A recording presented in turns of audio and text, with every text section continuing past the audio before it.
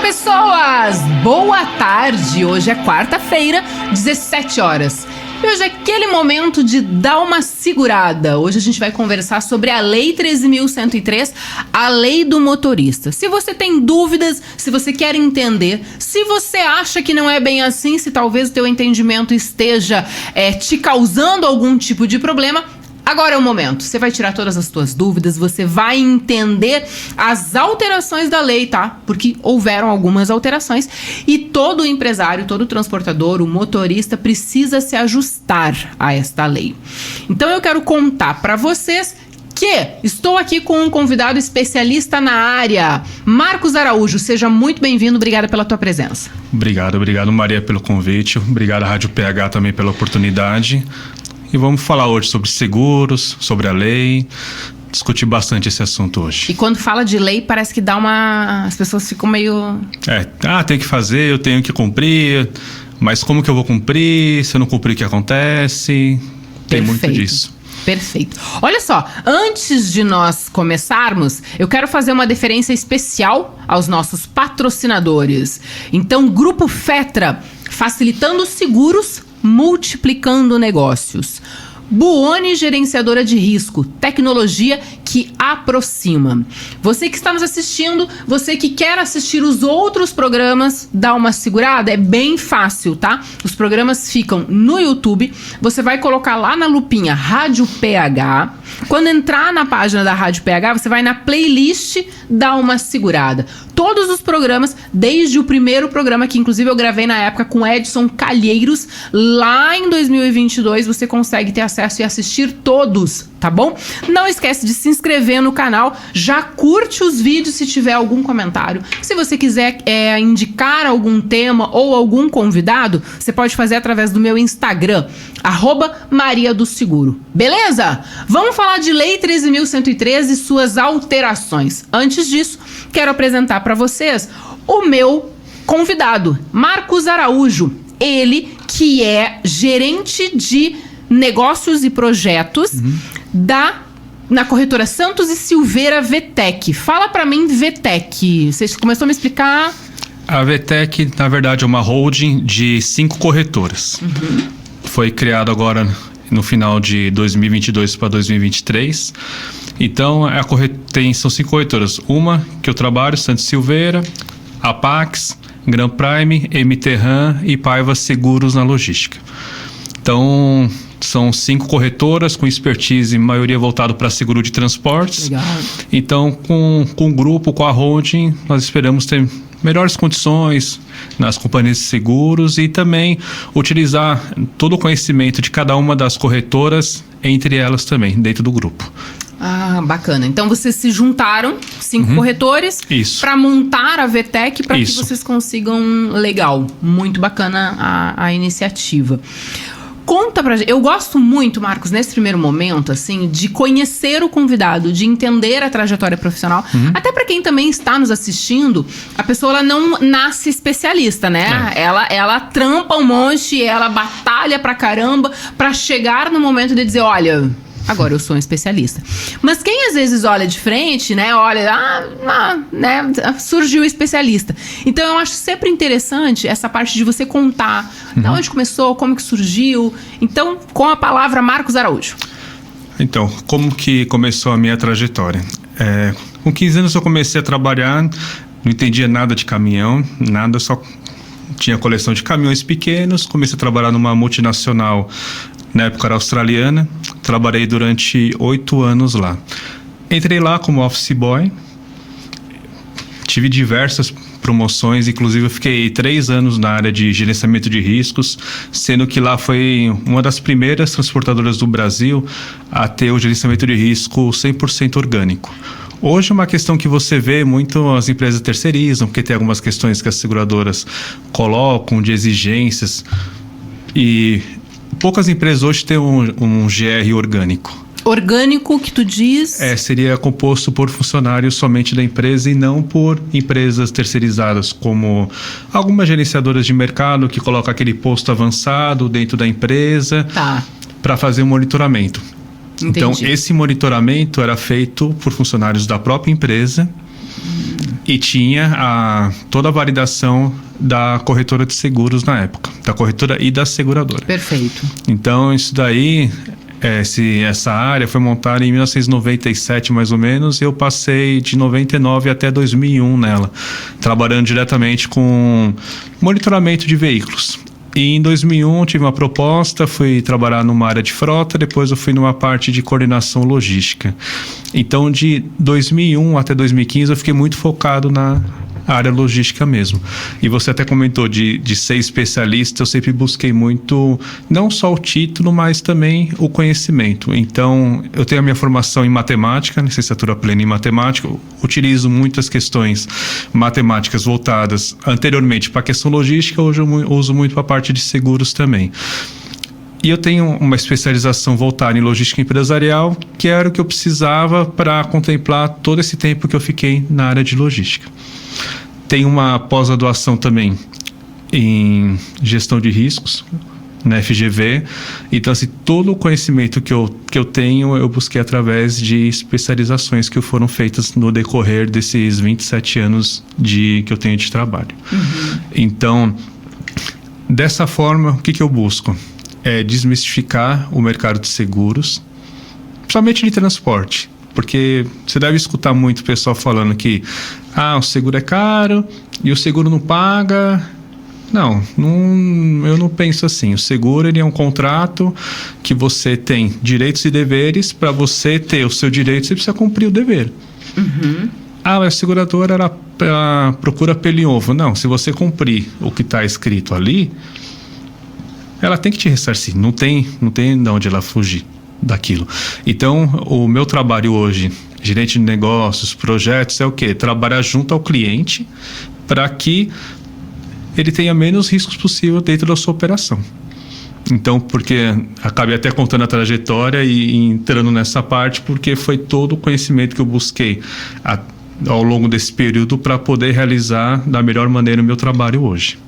O bacana que eu reparei é que tu tem um conhecimento teórico, mas tu tem o prático também, Sim. né? Tu consegue ter essa visão de mercado na prática também, né? Então, e na parte prática, eu trabalhei 8 anos inicialmente nessa multinacional australiana de transportes. Trabalhei 5 anos numa empresa, numa indústria de papéis e suprimentos de informática. Depois eu trabalhei mais 5 anos numa empresa, uma transportadora que era voltada para o mercado offshore. Trabalhei em gerenciadora de risco, diretamente na gerenciadora durante 3 anos. Voltei a trabalhar numa transportadora mais na parte de gestão de riscos e prevenção de perdas por 3 anos. E agora eu estou há 3 anos diretamente na parte comercial de uma corretora de seguros. Perfeito. Olha só, quando a gente fala, porque o cliente ele olha e diz, a seguradora busca pelo em ovo. O que você acha que mudaria essa visão do cliente? Ele enxergar de uma maneira que, ela enxerga pelo em ovo, então eu vou cumprir tudo o que está escrito ali, ou o que eu não concordar, eu vou buscar uma negociação com o meu corretor, para eu cumprir tudo, e se acontecer alguma coisa, eu quero ver o que ela vai falar. Ela não vai ter o que falar, se tiver todas as regras. Vamos supor, pedia pesquisa, pedia monitoramento e pedia escolta. Você cumpriu tudo? Cumpri. Então tá aqui, tá a documentação, e a seguradora vai pagar. Ela tem que pagar, e a seguradora vive de sinistro. E ela não tem por que negar sinistro se tiver tudo conforme está escrito no contrato de seguro. Sabe que eu bato muito na tecla do você leu a sua pólice? A gente tem um procedimento dentro da corretora que a gente manda, quando acontece o fechamento, a gente manda um e-mail com algumas informações que são fundamentais, né? E esses dias eu escutei assim, mas o e-mail é muito longo. Eu digo, olha só, mas é importante. Tira um tempinho, leia para você entender de fato. Porque eu parto do princípio que se você entender o que você contratou, né? Na hora do sinistro você sabe quais são os teus direitos e quais são os teus deveres. Você acha que ler a apólice ajudaria um bom tanto? Ajuda. Um exercício que eu faço com os clientes no fechamento, eu vou no cliente e leio item a item. Ou na proposta ou no fechamento. Mas o que você comentou, eu tive uma situação... Na Lei 14.599 do dia 20, nós fizemos um informativo e mandamos para os clientes. E aí? Sabe que eu recebi não de um, mas de vários? Faz o seguinte, esse seu informativo era uma folha só, que eu mandei por e-mail e mandei pelo WhatsApp. Faz um áudio para mim explicando. E aí, Marcos, o que você responde numa hora dessas? Tá bom, fui lá, fiz um áudio de 1 minuto explicando. Aí o outro pediu, eu já passei, só dei encaminhar. Só encaminhou. E era informativo, falando das 3, do RC-TRC, do RC-DC e do RCV. Aí eu escutei de alguns clientes que nós estamos falando de lei, mas eu vou ter que... É mais um produto que eu vou ter que pagar, o RCV? Eu ouvi também. Mas é o risco do negócio, você está transportando uma carga. Aquela carga pode acontecer um acidente durante o trajeto. E aquele risco pode voltar para você de qualquer jeito. Eu ouvi também. Essa do... como é que é? Inventaram mais uma coisa para o transportador desse jeito, pagar. Escutei. Mas em contrapartida, tem a lei, mas eu ainda acho que tem muito caminho para andar, né? Porque a gente entrou com a lei 14.599... E teve a medida provisória em dezembro, a gente achou que as pessoas iam se organizar, que o mercado ia se organizar. Ficou na dúvida se ia de fato a lei ser sancionada. Ela foi, e querendo ou não, a lei saiu e parece que o mercado já se ajustou. Já. E manteve tudo igual. Eu tenho a percepção que parece que as coisas se mantiveram praticamente iguais. Sim. Você tem essa percepção? Sim. Questão até que nós tínhamos conversado anteriormente, da carta conforto. E os embarcadores, a DDR continua da mesma maneira. Nós temos embarcadores emitindo DDR também. Então tá uma situação um pouco confusa ainda, eu diria. Assim como a Lei 13.103. Isso.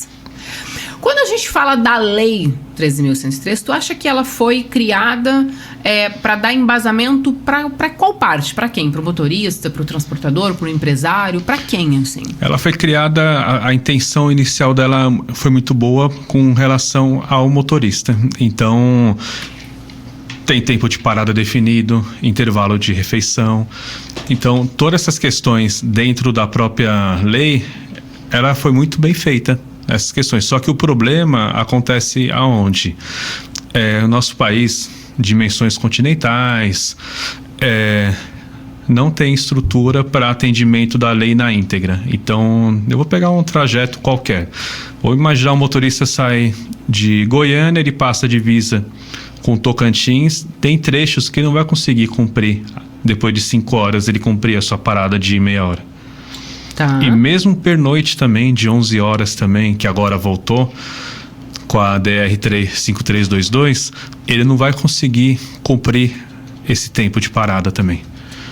Então, você imagina, teoricamente seria muito interessante você pegar a lei, parametrizar, colocar dentro dos rastreadores, dentro dos sistemas que as gerenciadoras possuem de controle de jornada, você deixar tudo bem definido lá, e só o motorista ir cumprindo. Só que nosso país é diferente. Você tem alguns pontos de descarga que às vezes acabam ocasionando atraso. Nós temos situações de postos fiscais também.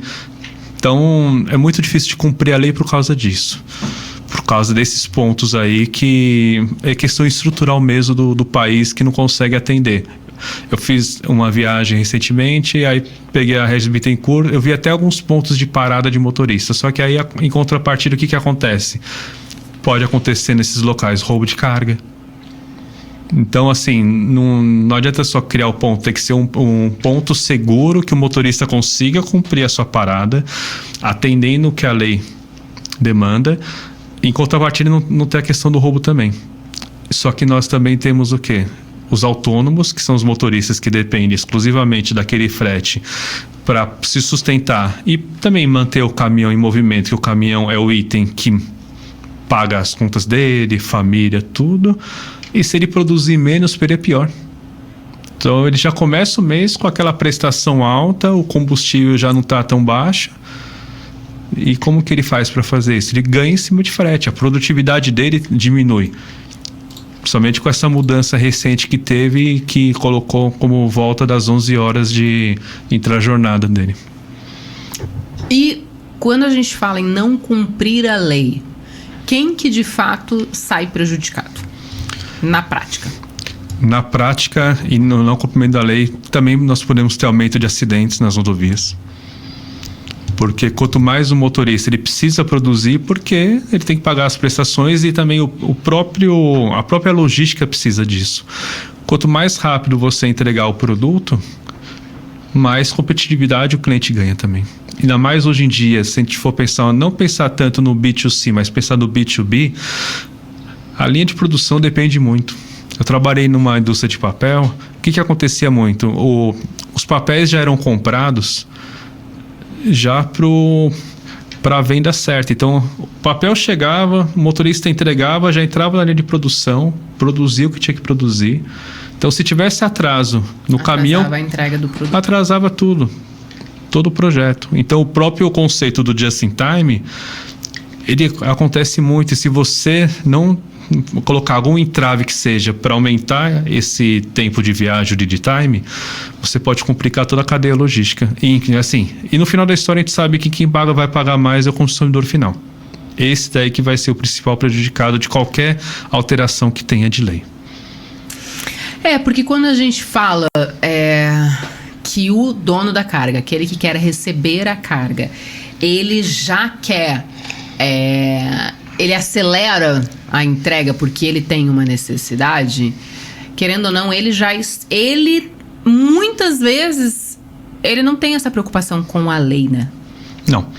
Porque a lei, se tu for pensar, a lei não prevê nada pra ele, né? Não. Não tem nenhum tipo de sanção pra pessoa que diz... não, o embarcador ou o dono da carga descumpriu a lei. Não foi ele que descumpriu, né? Foi, de certa forma, o dono da transportadora. Sim, porque a própria lei, o risco da lei é tanto do motorista quanto do transportador, do próprio transportador da carga. Então, não recai sobre o embarcador ou o dono da carga. Vamos falar dos pontos da lei, tá? Uhum. O que ela diz, o que ela fala, pra gente poder ir ponto a ponto aqui. Eu tava olhando nessa tua apresentação. Inclusive, você faz palestras também, sim, né, Marcos? Sim. Você estava agora na Logistic, em Joinville. Isso, Logistic em Joinville. Como é que tá a feira lá? Não tive a oportunidade, não fui. Me Nossa, conta. a feira é bem interessante, tá tendo algumas palestras, tem algumas empresas lá voltadas para comércio exterior, tem algumas empresas também de implementos que também estão na feira. A feira está bem interessante mesmo. Ontem fiquei a tarde inteira na feira e amanhã retornarei lá também. Legal. Vamos passar para quem está nos assistindo o que a lei diz. Você consegue pra gente poder trocar do que acabou voltando agora, né? Tá. Então, o que acontece muito? Tinha uma predisposição que os transportadores faziam da questão de ter 2 motoristas. Só que acontecia, enquanto um estava dirigindo, o outro estaria descansando. Então, as empresas conseguiriam administrar a carga horária dele semanal. Motorista de ônibus, assim. Isso. Uma viagem muito longa, tu leva 2 motoristas dentro do ônibus. Isso. Um descansa, o outro dirige. Isso. Essa seria a ideia. Isso é o que estava sendo realizado por algumas empresas hoje. Só que essa mudança que teve recentemente, se o motorista ele estiver junto, conta também como jornada. Então não conta como descanso. Então, vamos lá. O motorista, se você colocar 2 motoristas dentro do caminhão, mesmo que um esteja dormindo, ele está a trabalho, à disposição Isso, está a da trabalho empresa. da empresa. Ou seja, conta como tempo trabalhado. Tempo trabalhado. Então, vamos imaginar que esse cara fique numa viagem aí de 2 dias, ele tem que voltar e ficar de descanso. E ele tem que cumprir as 11 horas, ele tem que a cada 5 horas realizar a parada e ter as 11 horas de intrajornada ininterrupta. Antes você podia utilizar das 11 horas, você podia pegar 8 horas e as outras 3 horas você ia fazendo durante o dia, aumentava o intervalo da refeição, da sua parada de refeição, você poderia fazer essa jogada. E hoje as 11 horas precisam ser ininterruptas e o tempo de carga e descarga que antes não computava, agora ele computa também. Então vamos lá. A lei hoje diz o seguinte, que o motorista, ele tem que cumprir 11 horas... De intrajornada. O que seria a intrajornada? Ele não pode sair de um ponto para o outro, então ele tem 11 horas para descansar. Parou o caminhão, realizou o pernoite ou a parada, 11 horas bloqueou o caminhão, ele tem que ficar descansando. 11 horas? 11 horas, e antes eram 8. Se você me perguntar, estão seguindo? Difícil. Mas quem que fez essa lei? Assim, só pra eu entender. Porque é uma lei... Porque quem que cria uma lei? Porque é um cara da boleia, que tá na boleia do caminhão? É o dono da transportadora? Eles se juntaram pra criar essa lei? Essa lei, quem que... Não. Surgiu da onde, assim? Não sabemos. A lei, na verdade, ela teve um início pela 12.619 de 2012 e teve essa mudança para 13.103 em 2015, né? Tá. Então, assim, até chegar nesses números de tempo de parada, tudo, eu não sei de onde que surgiu, quais foram os meios que foram até chegar nisso. Mas do formato que estava anterior, das 8 horas... Já estavam acostumados já. A questão dos 2 motoristas, as transportadoras já estavam acostumadas. Só que agora, com essas mudanças que tiveram, o impacto pode chegar até 30% no aumento dos custos diretos, por causa que vai aumentar a contratação de motorista, a produtividade do caminhão também vai diminuir bastante. Porque se o caminhão ficava rodando direto, agora de 8 para 11 horas, quanto tempo vai ficar parado? Mas essa lei, ela só vale pro motorista GFIP. Porque o autônomo, quem que vai controlar se ele parou? Porque vamos lá, o autônomo, né, o nome já diz. Sim. Ele é o próprio patrão, né? Ele é o dono da transportadora dele. Se ele não quiser ficar 11 horas parado, ele não vai ficar. Correto? Correto. Mas aí o policial rodoviário federal, ele pode conferir através de tacógrafo, ele pode realizar essa aferição também. Tá. Ocasionalmente, alguma blitz, alguma coisa. Que eu acho, assim, muito pouco provável que um policial rodoviário vá parar e dizer assim, me dá o tacógrafo, eu quero ver se tu parou 11 horas. Acho, né? A gente não tem efetivo na Polícia Rodoviária Federal para fazer essa avaliação. Tá. O dono da transportadora que for fazer isso, de fato, dessa forma... Porque a lei, ela me parece que ela foi criada, assim, uma coisa meio surreal, assim, né? Impraticável, né? Exato, perfeito. Essa foi a palavra correta.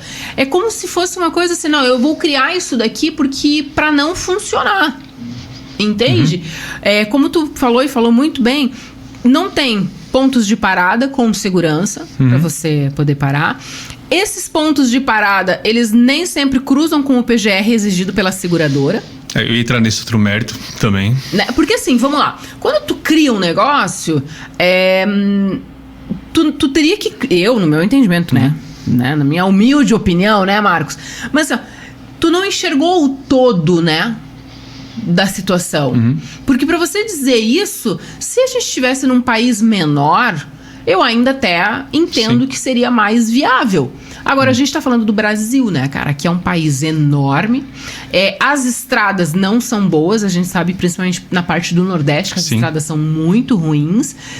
E aí tu começa a colocar regras que tu não cruzou essas regras com outros pontos importantes. Como? Você vai oferecer um lugar para esse transportador, para esse motorista ficar lá, em que ele vai ter segurança para ficar? E aí a gente vai para um segundo momento importante de análise, que a gente tem muito motorista homem, mas agora a gente também tem uma fatia de motorista mulheres. Sim. Na boleia do caminhão, e que também não vão parar em qualquer lugar, né? Eu entrevistei uma motorista na boleia do caminhão, inclusive, e ela estava dizendo que tem postos que elas param pra poder tomar um banho ou pra dormir, que elas correm o risco de sofrer até um estupro. Que se elas tiverem algum conhecido, algum motorista conhecido, não tem banheiro específico para mulheres. Nossa. Tá? Então elas vão tomar banho e aí esse amigo, ou se ela estiver com uma outra motorista que ela conhece, uma segura a porta para outra poder tomar banho. Entende? Então a gente está falando de uma situação em que é uma lei que ela, a minha impressão, de novo, é que ela parece que ela dificulta o setor de transporte como um todo. E ela deveria, na verdade, ajudar, deveria resultar, porque o que está acontecendo hoje em dia? A carteira de sinistro, parte das seguradoras, o roubo, ele já está numa situação meio que... Não é que o roubo nunca vai ser aceitável, mas está numa situação que a seguradora já sabe o prejuízo. Conhecida. Que já sabe, só que o acidente está subindo de uma forma que está chegando igual, ou tem situações que até o acidente está passando. O roubo. Então, assim, a lei deveria vir o quê? Não, a atenção é o quê? Redução de acidentes. Então, só que tem que ser alguma situação que seja plausível e que os transportadores consigam cumprir, para que você realmente tenha efetividade na redução de acidentes. Porque da forma que foi essa alteração que teve recente, vai acabar acontecendo. Ninguém vai cumprir e os acidentes vão aumentar cada vez mais. Por quê? O motorista, o autônomo, ele tem que pagar o caminhão, ele sustenta a família dele, e o caminhão é o bem que gera o negócio. Sim. E voltando ao que você tinha falado dos PGRs, vamos imaginar, nós temos as áreas de risco que cada seguradora no seu PGR ela contempla. O motorista tem que parar no período desejado, lá que está escrito na lei, e ele ainda não pode parar dentro da área de risco que a seguradora coloca. E aí um posto, aquele posto ele não pode porque tem alguma questão também, o posto não tem infraestrutura, como que ele faz para parar? Tem situação que ele tem que passar 2 áreas de risco para poder parar. Aí ele passa as 5 horas que ele tem que realizar a parada. Então, é uma equação bem... É uma conta que não fecha, não fecha, né? A palavra que você usou é essa.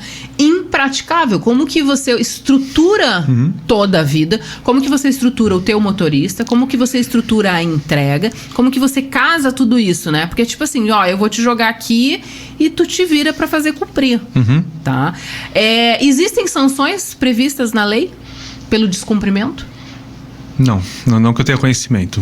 Então assim, se eu cumprir show, pode acontecer numa ação trabalhista. Ação trabalhista, de repente numa fiscalização também, multas, é o que pode acontecer também.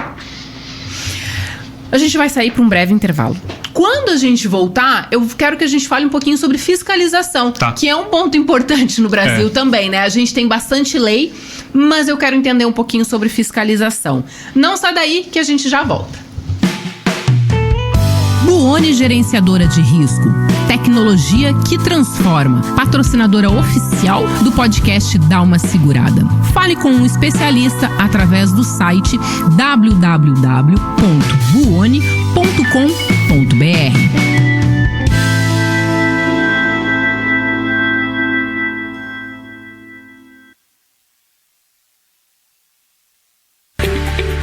Somos facilitadores do mercado de seguros. Somos a engrenagem que acelera os negócios entre o corretor e a seguradora. Somos os braços que faltam no dia a dia para multiplicar o número de apólices. Nosso DNA está no seguro de transporte de cargas. Somos reconhecidos pela nossa experiência e excelência de 20 anos. Somos hoje solução para mais de 3.000 corretores. Somos referência técnica para treinamento, orientação e execução do seguro de transporte. Somos negociação, pós-venda e operacional, incluindo averbação, sinistro e renovação. Somos confiança, relacionamento, credibilidade, comprometimento, agilidade, respeito e entrega.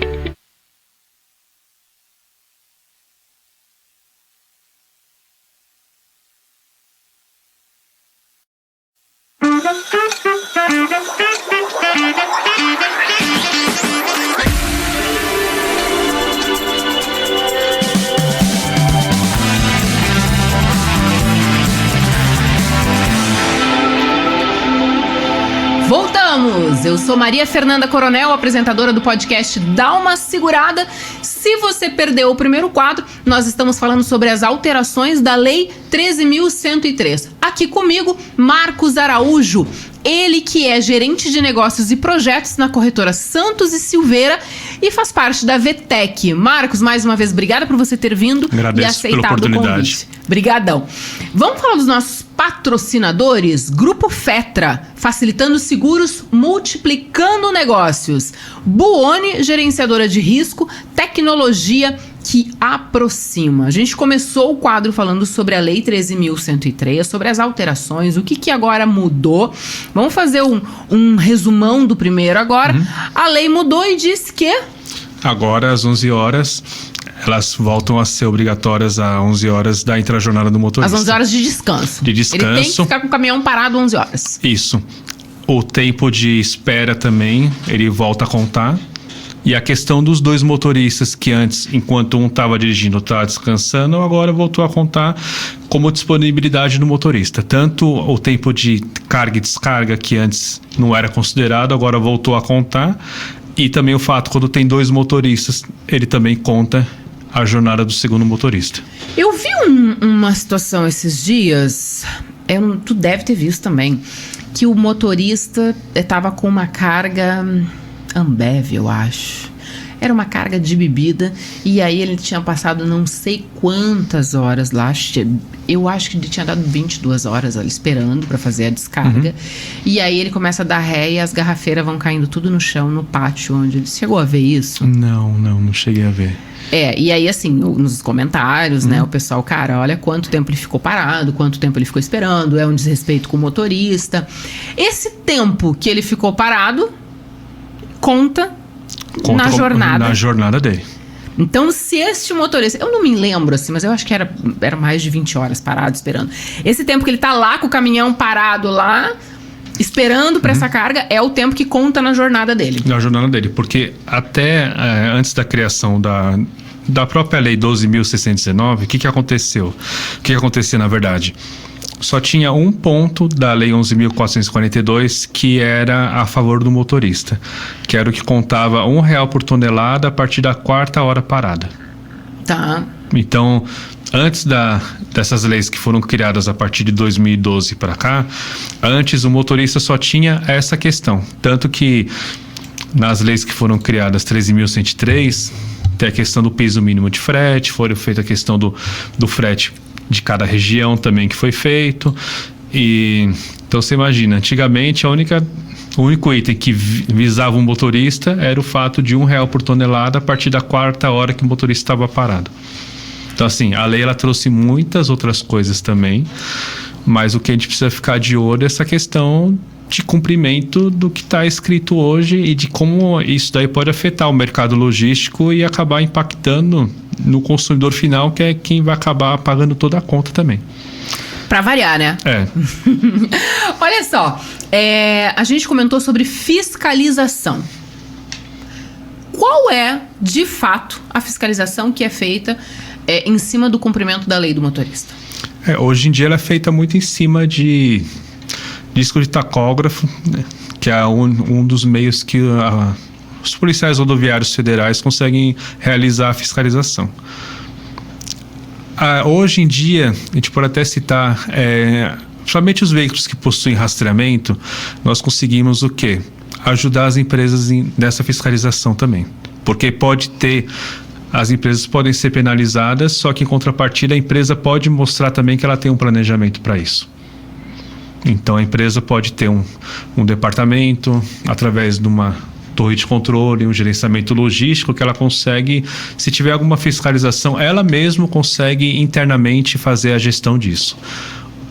Tem sistema de telemetria, de câmeras, que ele consegue, motorista, você tem que realizar a parada porque seu tempo já estourou.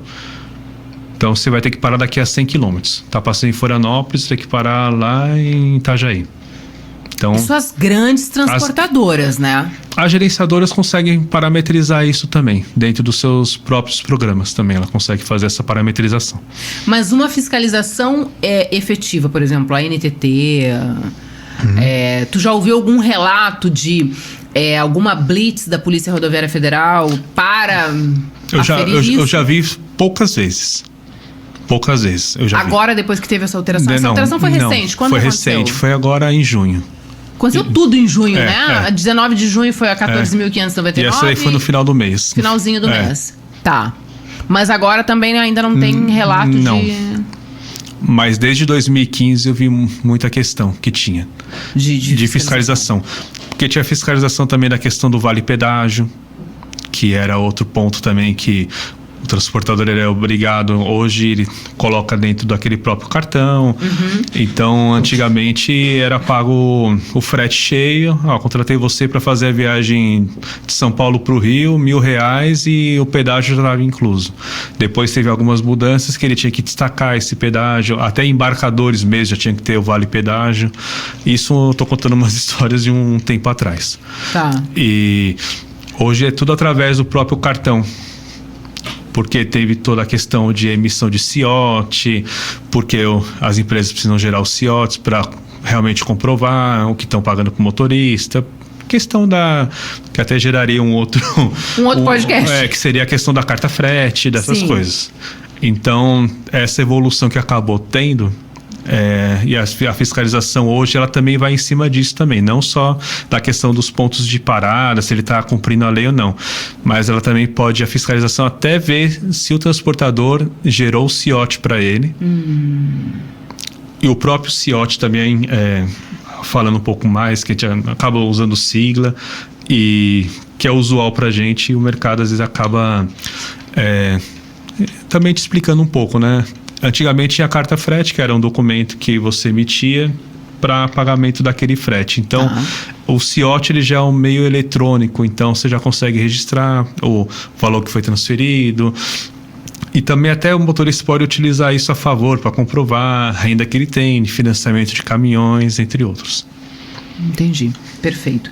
A lei ainda prevê a parte da realização do exame toxicológico? Sim, eu acredito que a partir do ano que vem que já tenha uma exigência maior em cima disso, mas já prevê de novo, porque ele estava suspenso, quando teve a MP do final do ano, ele estava suspenso por um período e agora, acho que a partir do começo do ano que vem, que ele já volta a ser obrigatório a realização. Eu lembro que quando a gente começou a falar do exame toxicológico, um dos questionamentos era onde esses exames seriam feitos, né? Que faltavam lugares no Brasil para ser feito. Tu acha que, porque essa lei é de 2015, essa nova aqui, né? Isso. Tu acha que já deu tempo para o pessoal se organizar? O Brasil está preparado para ter pontos para fazer exames toxicológicos? Eu acho que cai muito da fiscalização também. Os pontos, principalmente em São Paulo, tem vários locais que possam realizar esse tipo de exame. O problema cai na fiscalização também. Não tem fiscalização? Isso. Tá, entendi.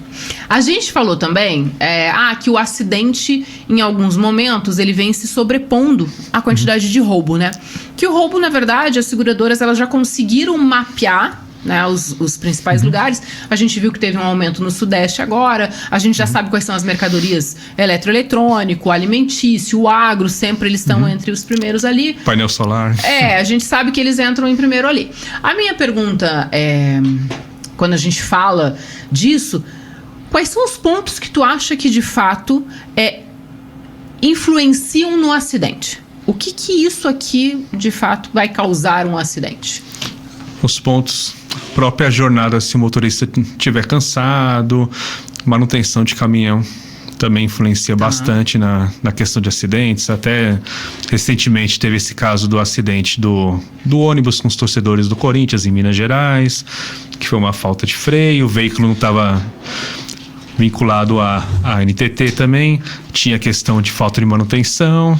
Então o barato acabou saindo caro, infelizmente, né?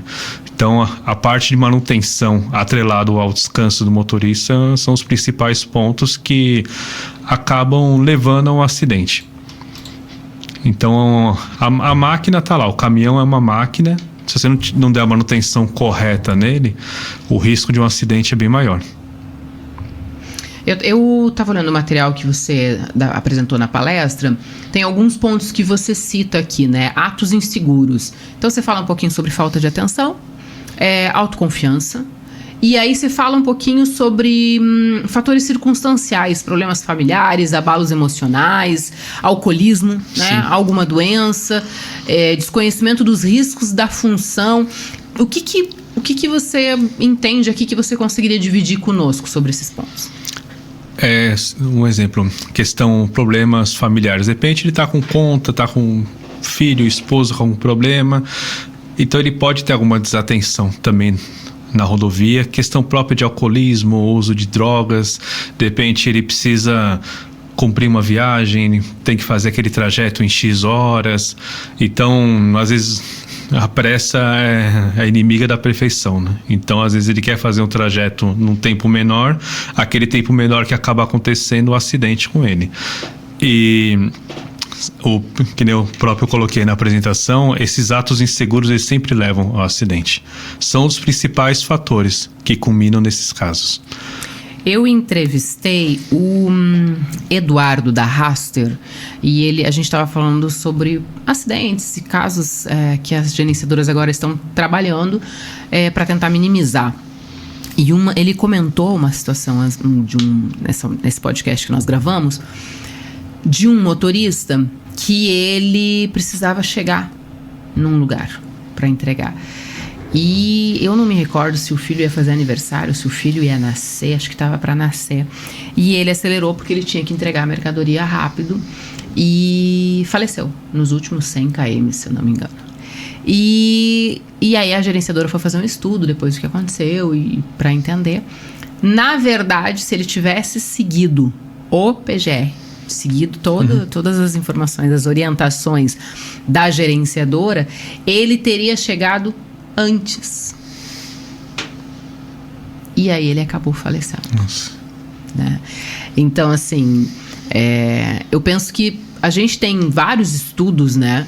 E eu falei sobre a lei, mas a gente tem a gerenciadora de risco que ela acaba norteando tudo porque ela tem este conhecimento, né? Sim. Da estrada e de tempo, como tu comentou no começo ali, do risco, da probabilidade.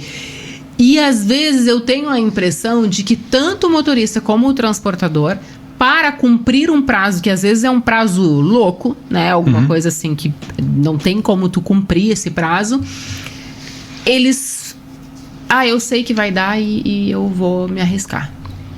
Eu tive até um caso, estava conversando sobre alguns cases de sucesso que nós conseguimos implementar ao longo desses 20 e poucos anos de carreira. Eu tive um caso, trabalhei numa empresa e eu tinha detectado, era gestor de riscos da empresa e, nossa, eu achei muito estranho, porque os motoristas andavam muito acima da velocidade. E eu tinha sinalizado que tinha uma chance grande de acontecer um acidente. E aí acabou acontecendo um acidente e nesse acidente acabou tendo um óbito no motorista e eu tive autorização de fazer toda essa implementação da lei na empresa, da lei 13.103 dentro da empresa.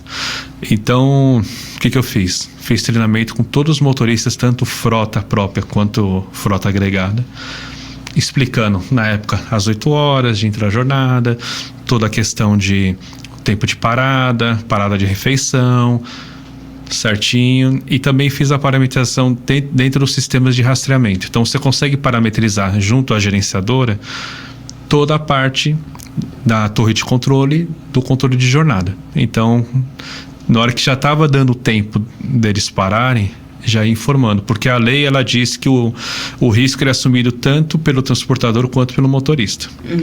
Então isso daí dá uma questão até trabalhista também. Então a empresa foi lá, informou o motorista, o senhor tem que parar.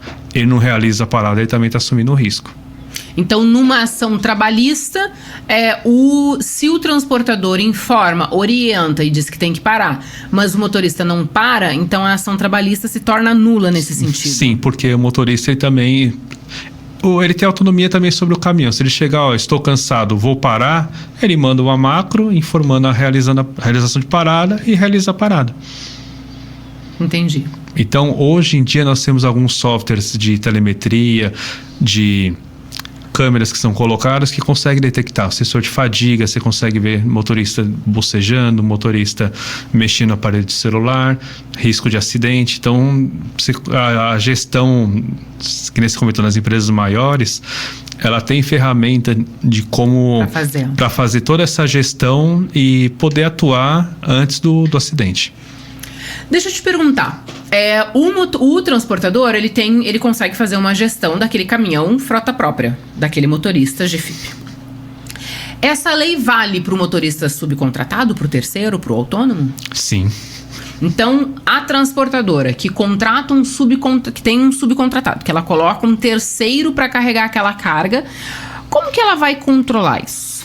Então, o subcontratado dele é só uma parte do trajeto ou a carga completa? Porque se dividir carga, ele não vai conseguir fazer esse controle, né? Se ele subcontratar uma transportadora que automaticamente ele divide a carga, vamos supor, 200 quilos vai por uma, 200 vai por outra, e cada uma dessas vai para uma subcontratada. Ele não vai conseguir ter gestão sobre tudo.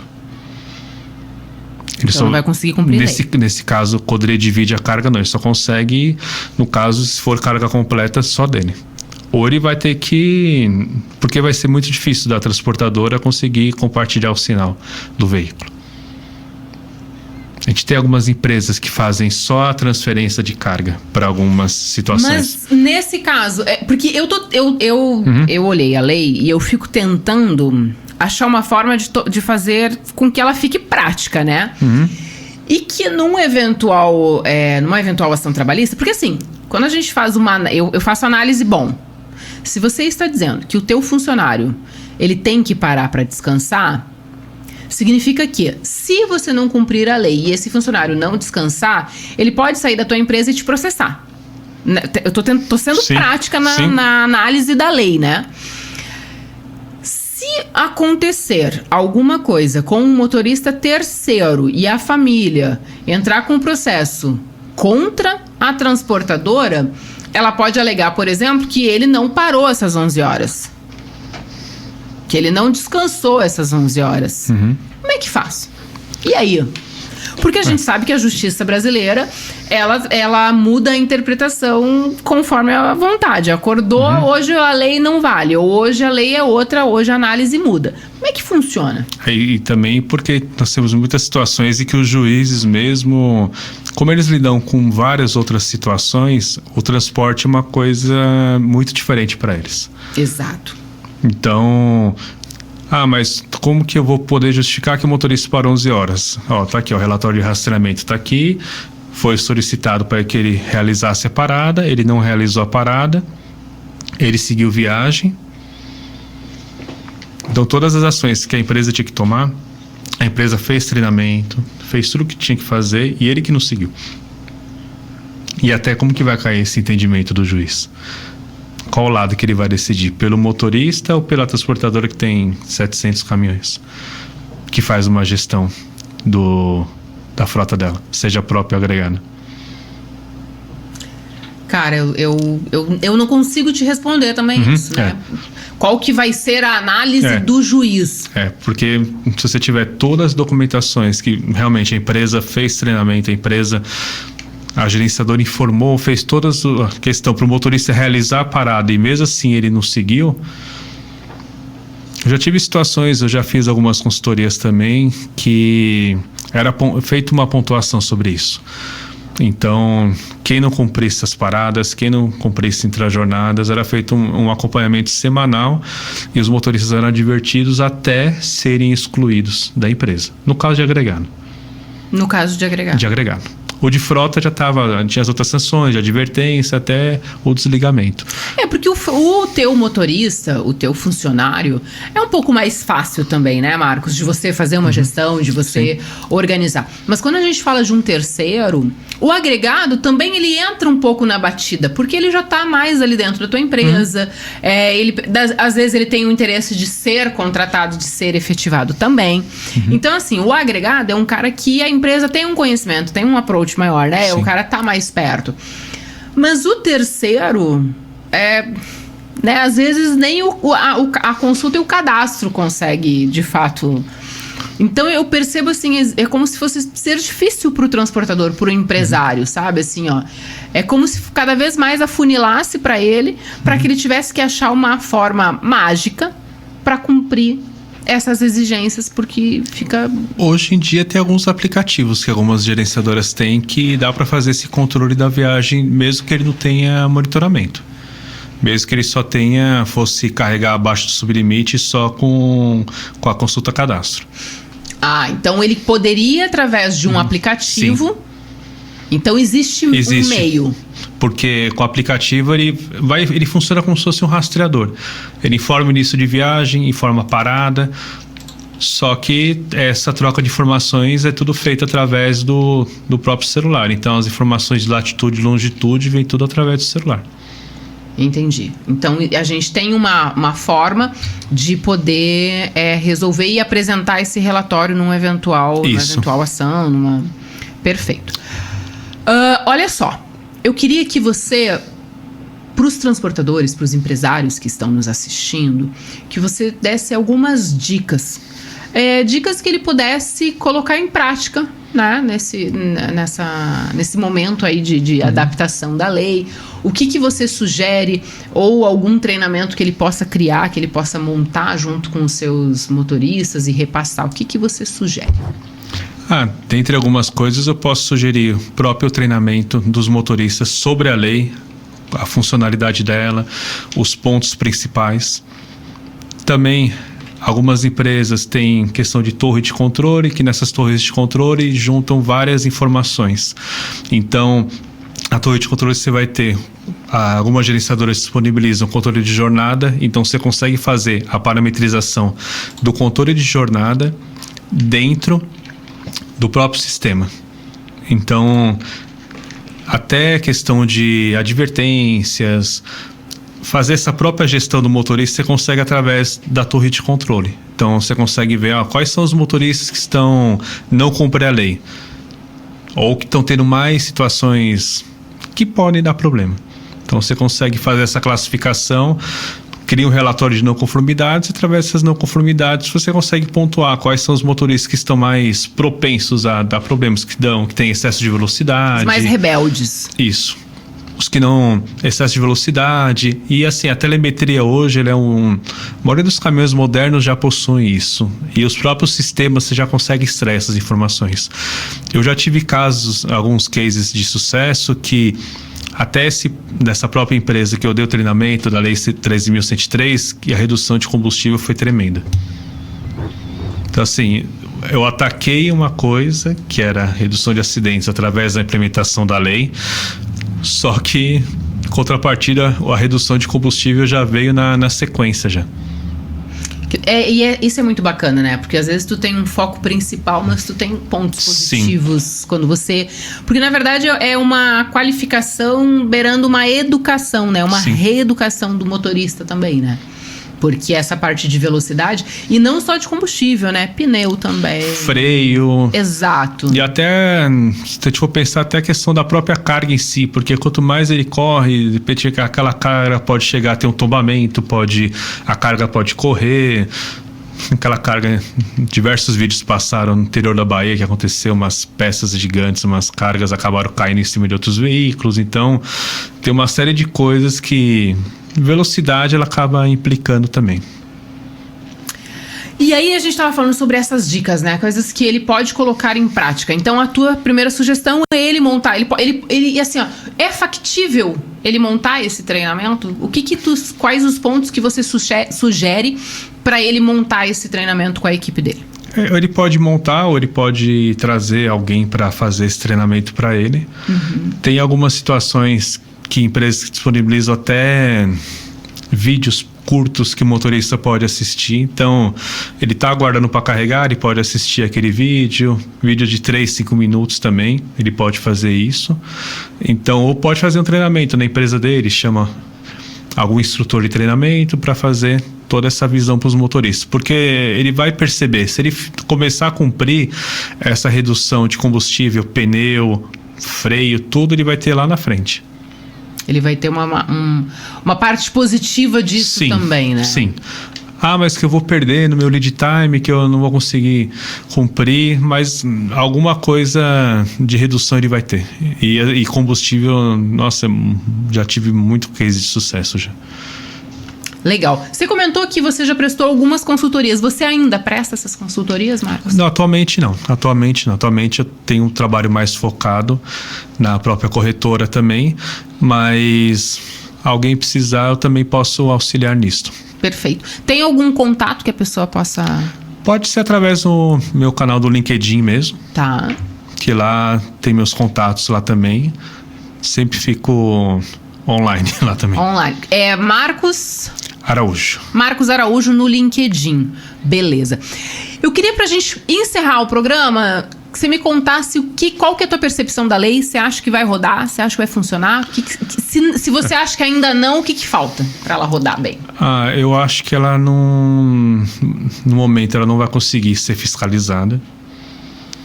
Porque os transportadores não vão conseguir... se for cumprir tudo que está sendo solicitado... Eu estava vendo alguns estudos, cerca de 30% no aumento direto dos custos do transportador. Então, a impacto... Para cumprir a lei, quantos por cento? 30%. No custo do empresário. Do empresário. E que vai refletir na mesa, no bolso do consumidor final. Isso. Então, atualmente, para eles cumprirem vai ser bem difícil. Se não tiver fiscalização, vai acabar passando o tempo, vai acabar caindo no esquecimento e vai continuar do jeito que estava antes. E você acha que vai ter algum tipo de reanálise dessa lei? Você acha que em algum momento eles vão dizer, não, cara, essa lei aqui não tem o que fazer, vamos conversar de novo? Eu espero que tivesse uma reanálise, pelo menos no formato que já estava aceito anteriormente. Que eram as 8 horas de descanso. As 8 horas, não considerar tempo de carga e descarga, a questão dos 2 motoristas. Porque tem essa parte quando a gente fala de tempo de carga e descarga, não depende do empresário, do dono da transportadora, né? Então assim, não, mas ele tempo de descarga, tá, mas se demorar 10 horas, 5 horas, 20 horas e o cara fica lá com o caminhão parado, o empresário não poderia ser responsabilizado por isso. E tem muito embarcador que acaba não recebendo e muito embarcador que tem problema de carga e descarga, que o estoque dele é o caminhão. Ele não quer alugar mais algum Ele galpão. não tem lugar para armazenar. Não. E ele usa o caminhão de estoque móvel dele. Isso de fato acontece? Acontece bastante.